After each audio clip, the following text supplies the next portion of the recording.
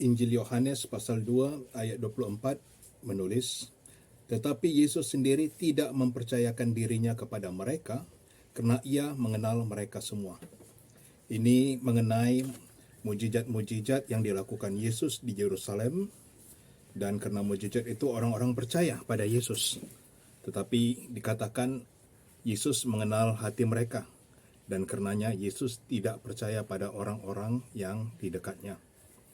Hal yang mirip terjadi beberapa kali, termasuk dalam Yohanes 6, di mana ketika orang banyak hendak menjadikan Yesus sebagai raja, Yesus menyingkir. Ini setelah Yesus mengadakan mujizat menggandakan makanan. Ada hal yang terlewatkan bagi kita ketika kita membaca Alkitab, yaitu sering kita mencari hal-hal yang baik, hal-hal yang positif, hal-hal yang menyenangkan bagi kita. Tetapi Alkitab menceritakan juga realita kehidupan.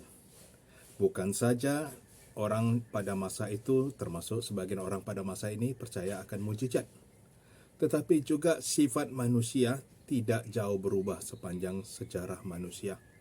Ada serakahnya, ada liciknya, bahwa agama tidak selalu berarti baik, tetapi sering agama juga disalahgunakan.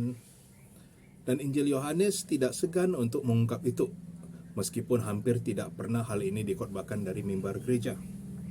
Kita bisa melihat dalam Yohanes pasal 5, setelah orang disembuhkan dari kelumpuhannya di Bethesda, orang-orang Yahudi sebagian bukan senang, tetapi mereka melihat itu sebagai perlawanan Yesus terhadap hukum mereka, kebiasaan mereka, adat mereka, agama mereka. Yesus dianggap melanggar hari Sabat.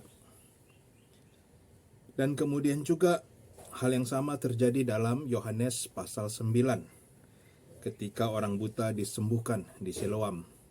Sebagian juga tidak bersyukur, tetapi memandang itu sebagai Yesus berusaha memancing kerusuhan karena mengadakan penyembuhannya di hari Sabat. Tampaknya Yesus memang bersalah kerana melanggar hukum Sabat, hukum kekudusan, hukum agama yang sudah diteruskan dari generasi ke generasi turun-temurun. Tetapi Yesus di sini justru lebih mementingkan manusia. Dalam Injil bagian lain dikatakan, sebab hari Sabat diadakan untuk manusia, bukan manusia untuk hari Sabat. Demikianlah Yohanes menyoroti beberapa hal lagi di mana Yesus mengalami benturan dengan orang-orang beriman, orang-orang beragama yang saleh. Kita bisa melihat lagi di Yohanes 7. Yesus bahkan menghindari dari saudara-saudaranya. Saudara-saudaranya berkata, maka kata saudara-saudara Yesus kepadanya, berangkatlah dari sini dan pergi ke Yudea, supaya murid-muridmu juga melihat perbuatan-perbuatan yang engkau lakukan. Sebab tidak seorang pun berbuat sesuatu di tempat tersembunyi, jika ia mau diakui di muka umum. Jikalau engkau berbuat hal-hal yang demikian, tampakkanlah dirimu kepada dunia. Tapi di Yohanes 7 ayat 5 disebutkan, sebab saudara-saudara Yesus sendiri pun tidak percaya kepadanya. Maka di dalam Yohanes pasal 7 tidak ada mujizat yang dilakukan Yesus, meski ia pergi ke dekat bait Allah, bahkan masuk ke dalamnya. Ini beda dengan Yohanes pasal 2, di mana Yesus menjalankan apa yang dimohonkan oleh bundanya Maria kepada Yesus. Kita bisa melihat juga di Yohanes 11 ayat 46 sampai 50. Ketika Yesus melakukan mujizat, maka orang-orang Farisi, ahli-ahli Taurat, terutama para pemimpin agama dan orang-orang Saduki yang berkuasa secara politis dan agama di Yerusalem berkata, kamu tidak sadar bahwa lebih berguna bagimu jika satu orang mati untuk bangsa kita daripada seluruh bangsa kita ini binasa. Ini yang berkata Kayafas, imam besar. Jadi imam tidak hanya memikirkan agama, tapi ia juga memikirkan kepentingan politik. Dia takut Yesus menjadi Mesias yang menjadi ancaman bagi kekaisaran Romawi. Tetapi juga ini berarti ia takut kehilangan posisinya, kehilangan pengaruhnya. Makanya Yesus adalah saingan. Yesus bukan rekan sekerja, tetapi Yesus adalah lawan yang harus disingkirkan. Perhatikanlah bahasa yang digunakan. Saudara-saudari Yesus seolah-olah positif mendukung dia. Pergi, bikin mujizat supaya yang percaya. Padahal hati mereka tidak percaya. Imam besar, pemimpin agama berkata, lebih bagus satu orang binasa daripada seluruh bangsa binasa. Logis. Tetapi sebenarnya yang dia jaga adalah kepentingannya sendiri. Supaya tidak hilang kekuasaannya, jabatannya, uangnya. Dan ini terjadi berkali-kali. Kita bisa membaca di dalam Yohanes 11 ayat 53, mulai dari hari itu mereka sepakat untuk membunuh Yesus.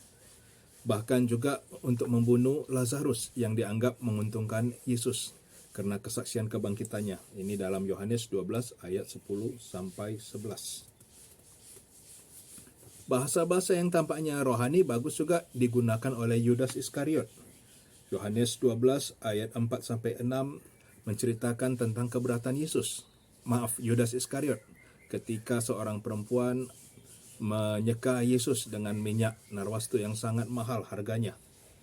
Dan Yudas berkata lebih bagus minyak itu dijual, diberikan kepada orang miskin.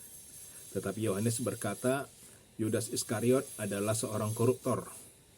Maka bisa jadi Yudas Iskariot berpikir kalau itu dijual kemudian diserahkan kepada Yesus, Yesus pasti akan menyerahkannya kepada Yudas untuk dikelola dan Yudas dapat mengambil sebagian dari uang itu untuk kepentingannya sendiri. Bayangkan, mengumpulkan uang untuk Tuhan tetapi digunakan untuk kepentingan sendiri demi nama Tuhan. Luar biasa. Adakah di antara kita yang hari ini mengikut jejak Yudas Iskariot? Mungkin kita adalah murid dari Yudas Iskariot, bukan murid Yesus Kristus. Dan orang-orang seperti ini biasanya membenci argumentasi. Meskipun mereka berusaha mengemas bahasa mereka secara santun, dengan bahasa rohani atau minimal bahasa yang masuk di akal. Maka ketika Yesus diadili, Yesus berkata, siapakah di antaramu yang membuktikan bahwa aku berdosa? Yesus meminta argumen, Yesus meminta bukti. Tetapi Yesus tidak mendapat itu. Itu bisa kita baca di dalam Yohanes 8 ayat 45 sampai 46. Kemudian juga dalam Yohanes 18, 19 ayat 23, di mana ketika Yesus sudah diadili, kemudian Yesus juga mempertanyakan hal yang sama, bahwa ia mengajar secara terbuka. Kalau sekarang mungkin Yesus akan mengajar pakai YouTube, Facebook, TikTok, dan sebagainya. Tetapi zaman dulu ya tidak ada, maka Yesus mengajar secara terbuka dan ia bertanya, saya sudah mengajar terbuka, mengapa kamu tidak bertanya pada para saksi? Maka bukti-bukti harus dilenyapkan, saksi-saksi harus dilenyapkan jika mendukung Yesus. Itulah sebabnya Lazarus hendak dibunuh. Itulah sebabnya orang yang lumpuh, orang yang buta yang disembuhkan Yesus diintimidasi agar tidak berbicara mendukung Yesus. Jadi jika hal itu terjadi saat ini, jangan heran. Dari dulu pun sudah terjadi. Maka ketika dalam Yohanes 18, Yesus bertanya kepada imam besar, seorang pengawal menampar dia. Yesus tidak memberi pipi kanannya atau pipi kirinya. Tetapi Yesus bertanya, apakah salahku sehingga engkau menampar aku? Dan jikalau kataku itu salah, tunjukkanlah salahnya. Tetapi jikalau kataku itu benar, mengapa engkau menampar aku? Yesus berargumen di sini. Yesus ingin agar kita berpikir, kasihlah Tuhan Allahmu dengan segenap hatimu, dengan segenap akal budimu. Dengan kata lain, pakai otak untuk mencintai Tuhan. Jangan hanya nurut, manut, nggih. Yesus mau kita kritis dalam berpikir. Kita mengikut dia secara sadar, bukan karena kerbau dicocok hidung, membebek ataupun membeo.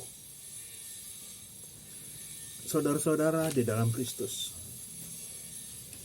hari ini ketika kita mendengar suara Tuhan, terutama yang disampaikan melalui Injil Yohanes, kita sadar bahwa tidak selalu bahasa-bahasa yang baik, sopan, dan religius itu tujuannya baik. Karena itu, pakailah hati nurani, gunakan akal budi, pilahlah firman Tuhan sudah mengajarkan kepada kita untuk sadar akan motivasi. Motivasi diri kita sendiri ataupun motivasi orang-orang yang mengajar kita. Karena fokus kita memuliakan Tuhan dan mengasihi manusia. Dan itu, kasih adalah sebuah tindakan aktif dan pasti berdampak. Terpujilah Bapa, Putra, Roh Kudus, Allah yang Maha Esa, dari kekekalan sampai kekekalan. Amin.